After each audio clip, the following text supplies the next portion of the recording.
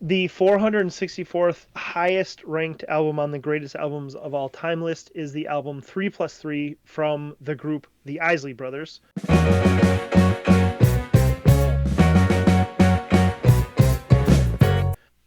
This album was released on August 7th, 1973 from T-Neck/Epic Records, produced by the Isley Brothers, Ronald, Rudolph, and O. Kelly. This is the 11th album in their discography. And by all accounts is a departure. I mean, the Isley Brothers had been around for a while. We were just talking right before this segment. You said that you didn't know there were. I didn't realize how many Isley Brothers there were. All right, so one of the stories with this album is that the traditional or first iterations of the Isley Brothers were the three brothers, and they came to notoriety years before this, doing some Motown stuff and in that vein. And as the group evolved and tried to stay relevant, it seems they added more people to the band. Can you guess how many people they added? Three. Three. Hence the title of this album, 3 plus Uh, 3. hmm.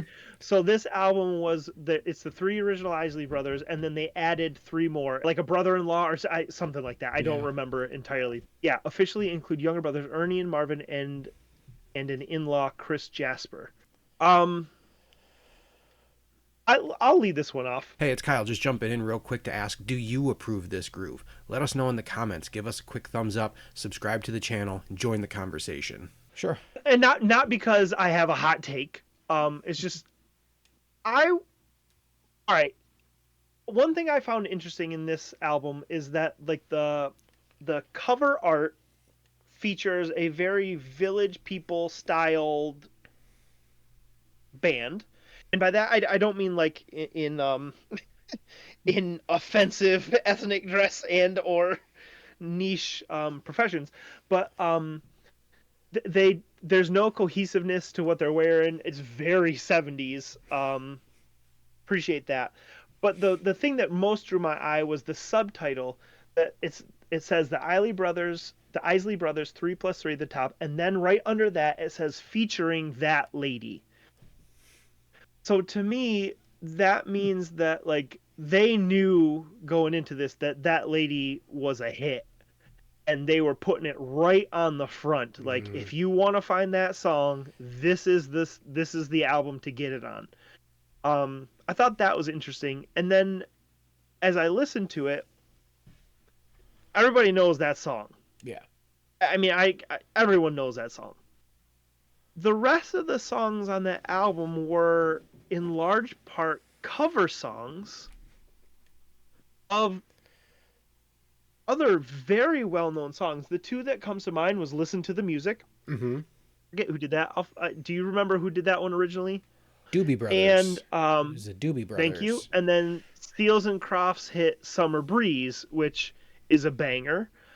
Um, so I just thought it was strange, like, and to me, a very Motown style, like we're gonna use songs that we know and love, and we'll put our own spin on it. So much to the point that "Summer Breeze" is the track is 6 minutes long, and it includes parts 1 and 2. And from what I gathered in listening to it, part 1 is the traditional song that we all know, like the traditional basically breakdown or makeup of it, and then the band kind of like jammed on the end of it a little bit more. Mm-hmm. That's the part 2 part from what I could tell. That lady also has the same thing, um, which I also think is kind of cool because I don't claim to know exactly when hip hop really started to take off. I've seen some documentaries and stuff, um, but part 2 would have been the part that early MCs would have cut and used, to sample and stuff. Yeah. As it was much more instrumental. But I was kind of, I don't know if disappointed is the right word, but I don't know. I guess I have a hard time on this list when it's like some of the best songs or most well-known songs on these albums are not theirs and they're just covering them. Covers. I'm just, yeah, I'm just kind of like, okay. Now, I mentioned before that like this album was the first time that they added the three other members, and this was also coincidentally the first album of theirs that went platinum. Um, so they clearly tapped into something that captured people's imagination, that 70s sort of disco funk feel a little bit in some of these songs. But what did you think of this one? Um, well, I said I was going to bring this name back up tonight. But one of my favorite albums of the last 10 years or so was Awaken My Love, the Childish Gambino album. And as I listened to this album, I was like, "Oh yeah, like that's where Awaken My Love comes from." Was this sort of Mm-hmm. thing. And because of that, I enjoyed this album more than I had thought I was going to. I don't know if I enjoyed it for what it was or enjoyed it for the obvious influence that it had on an album that I do love. It wasn't super strong for me, but I did enjoy the kind of psychedelic twist on funk and soul and R&B. I liked seeing the term progressive soul because it did seem a little experimental, a little boundary pushing, which I enjoyed. Mm-hmm. But I would agree with your thoughts about so many songs being covers. It's not that the songs aren't good. It's not that they didn't put their own impressive and interesting spin on some of these songs.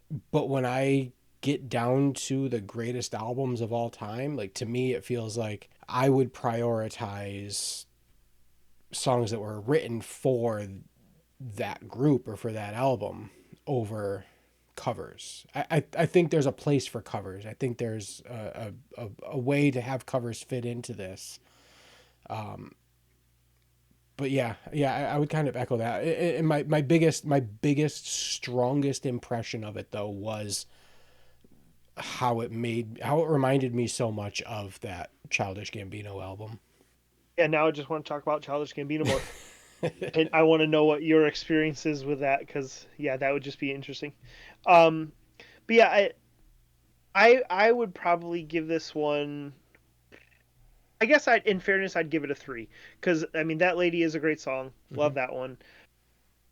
And listen to the music, and Summer Breeze is such a good song. That like I liked their version. Summer Breeze is a cool song because I don't think the chorus is the best part of that song.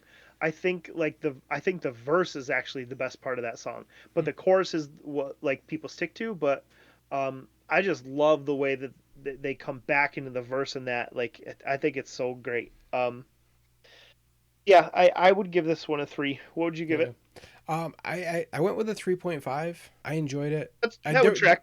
That would yeah. track based on what she said. I mean, the album did well. I mentioned that what did it win a Grammy? I no, it went platinum.